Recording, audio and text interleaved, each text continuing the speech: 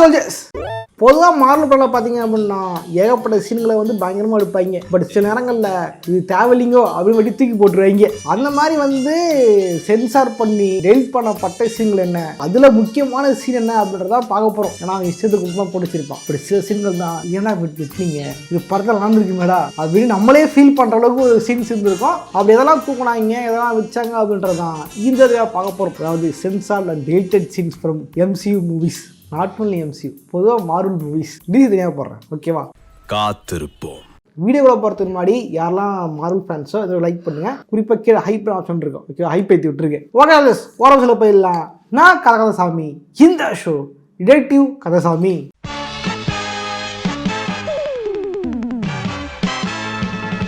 முதல்ல பார்க்க போகிறது அவெஞ்சர்ஸ் எண்ட்கேம். எண்ட்கேம்ல பார்த்தீங்க அப்படின்னா உண்மையிலே வந்து தரமான ஏகப்பட்ட காட்சிகள் இருந்திருக்குது. பலதை வந்து தூக்கிட்டாங்க. சரியா சொல்ல அப்படின்னா அயன்மேன் ஸ்னாப் பண்ணி உயிரை விட்டதுக்கப்புறம் எல்லாரும் அயன்மேனுக்கு மரியாதை செலுத்தும் விதமாக வந்து நீல் டவுன் பண்ணி உட்காருவாங்க. இது வந்து எல்லா சூப்பருமே வந்து அயன்மேனோட தியாகத்தை வந்து பெருமைப்படுத்துற மாதிரி நீலுமே உட்காந்துருப்பாங்க.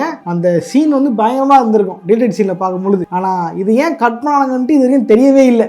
இதெல்லாம் எங்களுக்குள்ள ஒரு என்டர்டைன்மெண்ட்டுங்க. உண்மையே அயன்மேன் செத்ததுக்கு அப்புறம் இந்த சீனை மட்டும் பல்ல வச்சுட்டாங்க அப்படின்னா தாறுமாறா இருந்திருக்கும். மேபி இப்போ வந்து ரீலீஸ் பண்றாங்கல்ல, அதில் வந்து இந்த போஸ்ட் கிரெடிட்ஸ் ஆட் பண்றாங்களாமா. அதாவது என்ன சொல்றாங்கன்னா அவெஞ்சர்ஸ் டூம்ஸ்டேக்கு இருக்கு இல்லையா, அந்த படம் வந்து எண்ட்கேமோட சீக்குவல் மாதிரி. ஓகே, எண்ட்கேமுக்கு அப்புறம் அந்த படம்லாம் இல்லையா, அந்த எல்லாம் கூடயும் அழிங்க, நாங்கள் ஃபர்ஸ்ட் இருந்து வரோன்ற மாதிரி வந்து எண்ட்கேம் வந்து டேரக்டாக சீக்கிரம் கொண்டு வர போகிறோம். அதுக்கு வந்து போஸ்ட் கிரெடிட்ஸ் வந்து எண்ட்கேம் இப்போ விற்க போகிறாங்க அப்படின்னு சொல்லியிருக்காங்க. அப்படி விற்கிறாங்க அப்படின்னா கண்டிப்பாக இந்த சீனை டாய்ஸ் பை விட்டீங்கன்னா நம்ம நல்லா இருக்கும். இதே மாதிரி தான் வந்து அயன்மேன் ஸ்னாப் பண்ணது. இன்ஃபினிட்டி வார்ல தானோஸ் ஸ்னாப் பண்ண உடனே அந்த சோல்டராம்ல வந்து அவர் பார்க்கறது ஒரு யங் கமோராவை பார்த்துருப்பாரு, சின்ன வயசு கமோராவை பார்த்துருப்பாரு. நீ எதை சாதிச்சிட்டீங்களா, சாதிச்சிட்டேன், எதை எழுந்த எல்லாத்தையும் அப்படின்ட்டு ஒரு டச்சிங்கான ஒரு சீன் வச்சுருப்பாங்க. இதே மாதிரி சீன் பார்த்தீங்க அப்படின்னா அயன்மேன் ஸ்னாப் பண்ணும் பொழுதும் வந்து விற்கணும் அப்படின்ட்டு அயன்மேன் ஸ்னாப் பண்ண உடனே அவரோட பொண்ணு இருக்காளே ஒரே மகள், அந்த சின்ன பொண்ணு வந்து வளர்ந்து பெரிய பொண்ணாக இருக்கிற மாதிரி வந்து ஷூட் எடுத்திருக்காங்க. அதுக்கேற்ற மாதிரியே வந்து ஒரு ஆக்டரை காஸ்மெட்டிக்கும் வச்சிருக்காங்க. என்ன ஆச்சுன்னா வந்து இல்லை இந்த சீன் வச்சா வந்து கொஞ்சம் லென்த் ஆயிரும், கட் பண்ணிக்கலாம் அப்படின்ட்டு கட் பண்ணி தூக்கிட்டாங்க. அது மட்டும் இல்லாமல் மேலே ஏகப்பட்ட குழப்பமும் இருக்குது. தானோஸ் ஸ்னாப் பண்ண அப்படின்னா தானோஸ் வந்து சாக்ரிஃபைஸ் பண்ணியிருப்பான் தன் பொண்ணு கமோராவை. ஸோ அதனால் வந்து அவளோட சோல் அங்கே இருக்கு, அதான் அவன் சூழ போய் பார்க்கறான் அப்படின்னா ஒரு நியாயம். இங்க அவன் பொண்ணு உசோட தான் இருக்குது, சின்ன பொண்ணா இருக்குது, அது எப்படி அங்க போய் அவன் பார்த்திருப்பான் அப்படின்றது மிகப்பெரிய கேள்வியா இருந்திருக்கும் அயன்மேன் விஷயத்துல. அதான் நானும் யோசிக்கிறேன், ஆனா எதுவும் வரமாட்டேன். ஒருவேளை நட்டாஷா தான் அவ போய் பார்த்து நட்டாஷாவை பார்த்தாரு வச்சிருந்தா கூட கரெக்டா இருந்திருக்கும். ஒரு இந்த குழப்பம் வந்திருக்கும் போல. அதான் வந்து கட் பண்ணி தூக்கிட்டாங்க அது அப்படியே. ஆனா பாவம் அந்த ஆக்ட்ரஸ் தான் வீட்டு சொல்லிப்பா இல்ல, அவன் இண்டிகல் வச்சுக்க தெரியுமா, வயசுகள் வச்சுக்க தெரியுமா அப்படின்ட்டு படம் போய் பார்த்தா சீனே வந்திருக்காது. ஆசையோட வந்தோட வாசல்லே நீ பாட்டி அமிச்சிட்டீங்களாடா. இதே மாதிரி பார்த்தீங்கன்னா அவெஞ்சர்ஸ் இன்ஃபினிட்டி வார்லயுமே வந்து நிறைய சீன் இருக்கின்றன. குறிப்பா சொன்ன தலைவன் ஹல்கோட சீன் தானோஸா மாசா காட்டன்ற பேர்ல ஹல்க் அநியாயமா அடிச்சு போட்டுருப்பாங்க ஓப்பனிங் சீன்லயே. அதோட ஹல்க் வெளியே வந்திருக்க மாட்டாரு, வெறும் ட்ரெய்லர்ல மட்டும் தான் காமிச்சிருப்பாங்க தவிர படத்தை தவிர பார்த்துருக்கவே முடியாது. பட் உண்மையா பார்த்தீங்க அப்படின்னா ட்ரெய்லர் நீங்க பார்த்த சீனை மூவில ஆக்சுவலா வந்திருக்க வேண்டிய சீன். கடா சொன்னா வகாண்டா வார்ல ஃபைட் சீன் நடக்கும் பொழுது அங்க வந்து ஹல்க் பர்ஸ் சூட் தான் போட்டு வந்திருப்பாரு. அந்த சீனை பார்த்தீங்கன்னா ஹல்க் பர்ஸ் சூட் போட்டு இருக்கும் பொழுது சண்டை வரும் பொழுது ஒரு லெவலுக்கு அப்புறம் ஹல்க் உடச்சிட்டு வெளியே வந்துட்டான், ஹல்க் பர்ஸ் சூட்டே உடச்சிக்கிட்டு வெளியே வந்துட்டாரு ஹல்க் அப்படின்ற மாதிரி தான் அவங்க ஸ்கிரிப்ட் எழுதிட்டு இருந்து வச்சிருந்தாங்க. அதனாலதான் வந்து ஹல்க் பர்ஸ் சூட்டை உடச்சிட்டு ஹல்க் வந்து அங்க இருந்த தானோஸோட சிலனை அடிச்சு போட்டு தெறிக்க ஓடி வராரு ஹல்க் அப்படின்ற மாதிரி வந்து சீன் இருந்து வச்சிருந்துருக்கணும். பட் என்ன ஆச்சு அப்படின்னா இல்ல ஹல்க் வேண்டாம் அப்படின்ட்டு ஹல்க் அப்படியே கழுக்க கழட்டி விட்டு அந்த சீனை வெட்டி விட்டாங்க. சந்தோஷமா இதே மாதிரினா நட்டாஷாவும் நம்ம ப்ரூஸ் பேனும் சந்திச்சு பேசுற சீன்கள் எல்லாமே நிறைய எடுத்திருக்காங்க. நீங்க பார்த்துருப்பீங்க ஏஜ் ஆஃப் ஆல்ட்ரான்ல தலைவனுக்கு வந்து 2 பேர் ரொமான்ஸ் இருக்கும் இல்லையா, அது 2 பேர் சந்திச்சு பேசுற மாதிரியும் ஹல்க் பர்ஸ் சூட்டை வந்து வகாண்டாக்கு எடுத்துக்கிற மாதிரிலாம் சீன் இருந்திருக்கு. அது நீங்க வந்து இன்ஃபினிட்டி வார் ட்ரைலர் சீன்கள்லாம் பார்த்துருக்க முடியும். ட்ரைலர் டீசர் அதில் வந்து சின்ன சின்ன கிளிப்பிங்ஸில் டிவி ஸ்பாட்லாம் வந்து காமிச்சிருப்பாங்க. 2 பேர் சின்ன சீன்ஸ் இருந்திருக்கும், ஷார்ட்ஸ் இருந்திருக்கும். ஆக்சுவலாக அங்கே எடுத்துட்டு தான் பில்ட் பண்ணிட்டாங்க, தூக்கி வெட்டி போட்டாங்க. அடுத்த பார்க்க போகிறது ஏஜ் ஆஃப் ஆல்ட்ரான். ஏஜ் ஆஃப் ஆல்ட்ரானில் பார்த்தீங்க அப்படின்னா நீங்கள் வந்து ஒரு முக்கியமான சூப்பர் ஹீரோ வந்து காமிச்சிட்டு கட் பண்ணிட்டாங்க. அவங்கதான் கேப்டன் மார்வல். இவனை ஏன்பா கிட்ட கிட்ட காட்டுறீங்க ப்ரோ, என்னவோ சொல்றீங்க ஏஜ் ஆஃப் ஆல்ட்ரான் எதுக்கு கேப்டன் மார்வல்னு கேட்பீங்க. பட் உண்மைனா அப்படின்னா ஏஜ் ஆஃப் ஆல்ட்ரானோட எண்டிங் சீன்லேயே வந்து கேப்டன் மார்வல்ல காட்ட வேண்டியது. சரியா சொல்லலாம் அப்படின்னா ஏஜ் ஆஃப் ஆல்ட்ரான் ஃபிலிம் முடிஞ்ச உடனே தோர் வந்து ஆஸ்காருக்கு போடுவாரு, டோனி ஸ்டார்க் அடுத்துக்கு போடுவாரு, கேப்டன் வந்து அவெஞ்சர்ஸ் லீட் பண்ண போடுவாரு. அப்போ புது அவெஞ்சர்ஸா வந்து நம்ம வாண்டா, ஃபால்கன் அவங்க எல்லாம் காட்டுவாங்க தெரியுமா? அவங்க வரிசையில கூடவே பாத்தீங்க அப்படின்னா கேப்டன் மார்ல காட்ட வேண்டியதுதான். ஓகேவா? அதுக்காகவே ஒரு ஆக்டரை வந்து காஸ்ட் பண்ணி கேப்டன் மார்ல இருக்கிற அம்மா தான் காமிச்சு ஷூட் பண்ணிட்டாங்க. என்ன ஆச்சு அப்படின்னா இல்ல கேப்டன் வெயிட் கையி அவளை வந்து வேற படத்துக்கு யூஸ் பண்ணிக்கலாம், இதுலயே காட்ட வேணாம் அப்படின்ட்டு ஷூட் பண்றதை வெட்டி விட்டாங்க.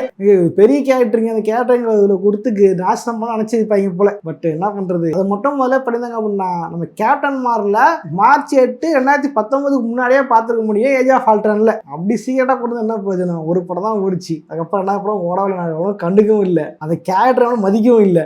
ஆனா காட்டாதீங்க, கேப்டனை கூட்டு வராதீங்க அப்படிதான் கதையிட்டு இருக்காடுங்க. இவனை பார்த்தாலே அடிக்கணும் போல இருக்கியா?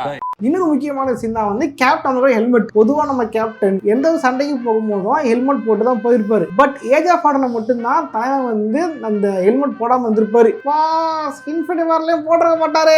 அப்ப கேப்டனுக்கே இல்லையா, நோ மேடாயிட்டாரு அவரு. எதனால வந்து ஏஜ் ஆஃப் ஆல்ட்ரான்ல அவர் ஹெல்மெட் போடல அப்படின்றதுக்கு ஒரு முக்கியமான சீன் வந்திருக்கும். அதாவது நம்ம குயிக் சில்வரையும் வாண்டாவையும் வந்து கூட்டிட்டு சண்டைக்கு போயிட்டு இருப்பாரு. அப்போ சொக்காவில வந்து அதை அவெஞ்சர்ஸ்க்கு ஏதாவது போட பண்ணிருப்பாங்க தெரியுமா? அவங்க எல்லாம் சேகரிச்சிருப்பாங்க. கேப்டன் அமெரிக்கா வந்து அமெரிக்காவோட முகம் விடுற மாதிரி ஒரு இசை எழுதிச்சிருப்பாங்க. அதை காண்டாகி தான் அட போடான்ட்டு ஹெல்மெட்டுக்கு விசில் அடிச்சுட்டு தலைவன் வந்து சோலோ சண்டைக்கு போயிருப்பா. அப்படி இந்த சீன் பார்த்தீங்கன்னா எடிட் சீன். இது தெரியாம சில பேர் பார்த்தீங்கன்னா இது ஏன் பண்ணாரு தெரியுமா, அவர் வந்து கேப்டன் அமெரிக்காவா இல்ல ஸ்டீவ் சண்டை போட்டாரு அப்படின்ட்டுலாம் ஆளால ஊட்டிக்கிட்டு இருக்காங்க ஷார்ட்ஸ்ல. இதே மாதிரிதான் வந்து நம்ம விஷன் சீனும் நீங்க படத்துல போக வச்சிருப்பீங்க. விஷன் வந்து டக்கு உயர்ந்து வந்த உடனே டக்கு சுத்தி தூக்கி காமிச்சு நான் ஒருத்தி பாருங்க அப்படின்னு காமிச்சிருப்பாரு. அதுதான் ஒரு விஷயம் வச்சிருப்பீங்க. பட் அதான் இல்ல, நம்ம விஷயம் வெளியே வந்த உடனே நம்ம தோட சண்டை போட்டிருப்பாரு. ஒருத்தன் வரான் மிரட்டான், இன்னொருத்தன் வரான் பைக் எடுத்துட்டு வந்து மிரட்டான், இப்போ ஒருத்தன் வரான் பேசுறான்.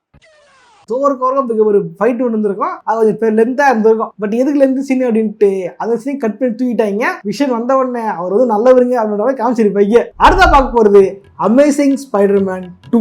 முன்னொரு காலத்துல ஸ்பைடர்மேன் டோபி தான்டா, ஆண்ட்ரூல ஏத்துக்க முடியாது, ஆண்ட்ரூவே வெளியேறு அப்படிலாம் வந்து ஸ்பைடர்மேன் ஃபேன்ஸ் கத்திட்டு இருக்காங்க ஒரு காலத்துல. இப்போ ஆனா வந்து நம்ம டோபி கூட ட்ரையாலஜி இருக்கு, நம்ம ஆண்ட்ரூ தான் ட்ரையாலஜியே இல்ல, ஆண்ட்ரூக்கு ஒரு படம் கொடுங்க அழுதுகிட்டு இருக்காங்க. அப்படியோட கடைசி படம் தான் வந்து அமேசிங் ஸ்பைடர்மேன் 2. இதை பார்த்தீங்கன்னா அந்த படம் கிளைமேக்ஸ் திருத்தியாவே இருந்திருக்காது. கோயின் செத்து போயிடுவா, தலைவன் வந்து உரிமையா ஆயிடுவான். அப்படி என்னன்னா ஸ்பைடர்மேன் போங்களா நல்லா காப்பாத்தண்டா அப்படின்னு போயிருப்பாரு. பட் உண்மையா பண்ணா இந்த படத்துக்கு வந்து போஸ்ட் சைடு எடுத்து வச்சிருந்தாங்க. என்ன பண்ணா ஃபர்ஸ்ட் சீன்ல வந்து பீட்டரோட அப்பா வந்து ஃபைட் ஆக்சன் சாகராம காமிச்சிருப்பாங்க தெரியுமா? அவர் அடிப்படையில் ஃபைட் ஆக்சன் சாகல, அவர் திட்டம் வந்துட்டாரு, தன் பையனை பார்க்க வந்திருக்காரு, அது இத்தனைங்கயா பண்ணியே அப்படின்ட்டு வந்து பீட்டர் காண்டாய் கத்தினாரு அப்படின்னு ஒரு சீன் இருந்திருக்கும். பட் என்னாச்சு தெரியல, அந்த சீன் அப்படியே கட் பண்ணி தூக்கிட்டாங்க படத்துல இருந்து. இதே மாதிரிதான் வந்து எம்ஜே ஆயிட்டு ஒரு டாக்டர் பொண்ணு சொன்னா நர்ஸ் பொண்ணு காதலி அப்படின்ற மாதிரி கோயின் போனா என்னப்பா நமக்கு எம்ஜிஆர் இருக்காப்பா அப்படின்னு காட்டுறதுக்கு எம்ஜிஆர் ஒரு கேரக்டர் வந்து காஸ்ட் பண்ணி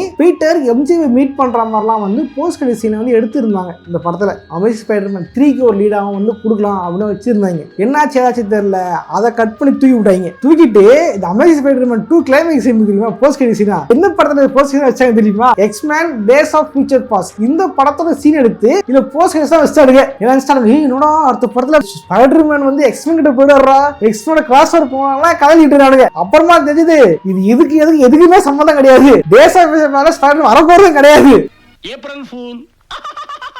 இது வந்து அந்த டைம் வந்து ஃபாக்ஸுக்கும் சோனிக்கும் ஏதோ கொலாபரேஷன் ஆமா. அதனால வந்து எக்ஸ்மேன் படத்தை கொஞ்சம் விளம்பரம் பண்ணி விடுங்க, எல்லாம் வந்து ஸ்பைடர்மேன் படத்தை இதுவா இருக்காங்க, கொஞ்சம் இது பண்ணி விடுங்க அப்படின்ட்டு ஒரு கொலாபரேஷனுக்காக தான் வந்து போட்டிருக்காங்க. அது மட்டும் இல்லாம இந்த அமேசிங் ஸ்பைடர்மேன் டேரக்டர் தெரியுமா, அவர் வந்து சோனில இருந்து ஃபாக்ஸுக்கு போயிடக்கூடாது அப்படின்றதுக்காகவும் ஒரு கொலாபரேஷனா அதை போட்டாங்க அப்படின்னு சொல்லியிருப்பாங்க. ஓகே, நானும் அந்த டைம் பார்த்து நினச்சிட்டு இருந்தேன் இது வரப்போது போல அப்படின்ட்டுலாம். கடைசியாக என்ன பண்ணுது, அமேசிங் ஸ்பைடர்மேன் 3 வரல, அப்புறம் ஸ்பைடர்மேன் எக்ஸ்பர்ட்டுக்கு போகுது.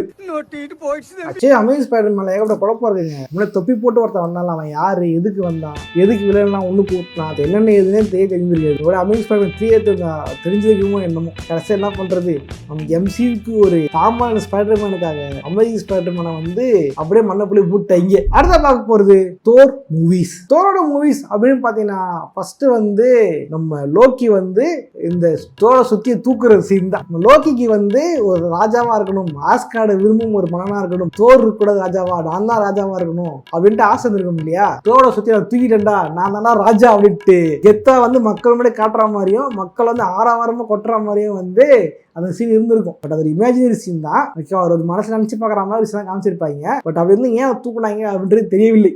லென்த் அதிகமாச்சு தெரியல. எனக்கு தெரிஞ்சு தோர் படங்கள்லயே தோரை சீரியஸா காமிச்ச கடைசி படம் எனக்கு தெரிஞ்சு தோர் டார்க் வேர்ல்ட் நினைக்கிறேன். தலைவர் சீரியஸா இருப்பாரு. அதுக்கப்புறம் எண்டிங் டெக்காபிலிட்டி உள்ள வந்தானோ அது வந்து தோரோட கேரக்டரே மாத்திவிட்டா. அந்த பிராண்ட் அழிக்கிறதுல தான்டா நான் ஸ்பெஷலிஸ்ட்.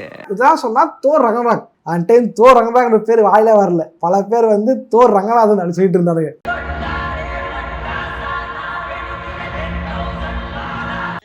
இந்த வீடியோ பார்க்குறவங்கள கண்டிப்பாக யாராவது ஒருத்தர் கூட தோர் ரங்கநாதன் நினைச்சிருப்பீங்க. தோர் ரங்கநாதன் பார்த்தீங்க அப்படின்னா டெல்டன் சீனா வந்து முக்கியமாக ஒரு சீன் இருக்கும். அந்த சீன் தான் தோரை சுற்றி உடையிற சீன். டைகா வாய்ட்டி வந்து ரொம்ப ஜாலியான ஒரு டாக்டர் தான். அதனால எவ்வளோ சீரியஸான சீனியும் இதுக்கு வந்து தலைவன் காமெடி பண்ற ஃபன் பண்றதுன்னு பண்ணி வச்சிருப்பாரு. குறிப்பாக சொன்னா ஓடின டெத் சீன். ஓடின்னு இறந்ததுக்கு அப்புறம் எல்லாம் வந்து எல்லுலேருந்து தப்பிச்சு வந்துடுவா இல்லையா. இந்த சீனை வந்து தலைவன் முதல்ல வந்து நீங்க படத்துல பார்த்த மாதிரி மலை கடல் புல்வெளி அப்படின்ட்டு இயற்கையெல்லாம் டிசைன் பண்ணல. நியூயார்க் மாதிரி சிட்டியில தலைவன் வந்து ஓடி வந்து பிச்சை எடுத்துக்கிட்டு இருப்பான். ஹோம்லெஸ்ஸா வந்து சுத்திக்கிட்டு இருப்பாரு. நம்ம ஓடி எவ்வளவு பெரிய ஒரு கடவுள் இருக்கு, எவ்வளவு பெரிய கேரக்டர். இந்த ஆர்ஸ்ல மிகப்பெரிய எட்டின ஓடி இருந்தான். அந்த கேரக்டரை வந்து ஹோம்லெஸ் ஆக்கி பிச்சைக்கார ஆக்கி வச்சிருப்பாரு இந்த சீன்ல. அவர் எம்எல்ஏடா பிச்சையா சுத்திக்கிட்டு இருப்பாரம்மா. லோக்கியும் தோரும் சேர்ந்து ஓடின பார்க்க போவாங்களாம்மா. அந்த பிச்சை சுத்திக்கிட்டு இருப்பாரம்மா. அப்போ தள்ள கை வச்சோம்னா திடீர் விஷயம் தோணுமா.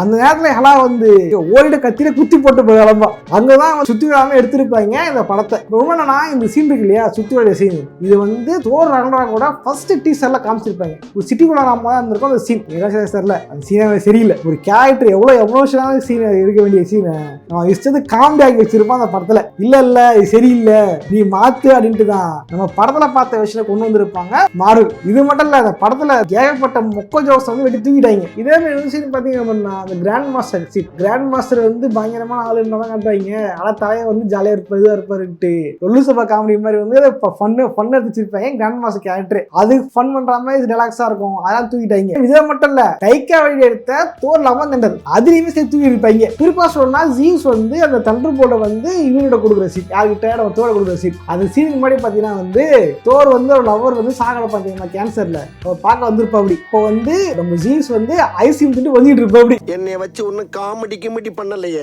ஜீவ்ஸ் எவ்வளவு பெரிய கடவுள். இந்த ஒரிஜினல் பிள்ளை காமிச்சே மாசியமா காமிச்சிருப்பாங்க. 10ஆம் வரைக்கும் ஐசியூ தின்னுக்கிட்டு ஏதோ சின்ன பிள்ளை தான் யாருக்கிட்டு இருப்போம் நம்ம ஜீவ்ஸ் சீன்ல. அப்புறம் நம்ம தம்பி எங்க அப்பா அது கூட்டு போயிட்டு தம்பி இது இப்படிதான்ப்பா பயன்படுத்தணும், இல்லப்பா வச்சுக்கப்பா அப்படின்னு கொடுக்காம வச்சிருப்பாங்க. பட் ஜீவ்ஸ் வந்து நல்லவரா கொடுக்குறாரு அப்படின்றது நல்லதான் இருந்துச்சு. பட் அதை தூக்கிட்டு ஏன் மாத்தினாங்க அப்படின்னு தெரியல. ஓகே சோல்ஜர்ஸ், வீடியோ லைக் பண்ணுங்க, ஃப்ரெண்ட்ஸுக்கு ஷேர் பண்ணுங்க. இந்த வீடியோல வந்து மார்வலோட டைட்டில் சீன்ஸ் பார்த்துருப்போம். இது நல்லா போச்சு அப்படின்னா அது பார்ட் 2 போடுறேன். இன்னும் பார்த்த டைட்டில் சீன்ல எந்த சீன் வந்து வச்சிருந்துக்கலாம் ப்ரோ, ஏன் ப்ரோ தூக்குனாங்கன்னு நினைக்கிறத காமெண்ட்ஸை கமெண்ட் பண்ணுங்க. ஓகேவா, நல்லா இருந்துச்சுன்னா பார்ட் 2 போடுறேன். இந்த பார்ட்ல வந்து இன்னும் எதெல்லாம் தூக்குனாங்க அப்படின்றத நான் சொல்றேன். தூக்குனாங்க, இதை மாத்தினாங்க, சென்சர் பண்ணாங்க அப்படின்ட்டு. இதே மாதிரி டிசியும் தனியாக வீடியோ போடுறேன்.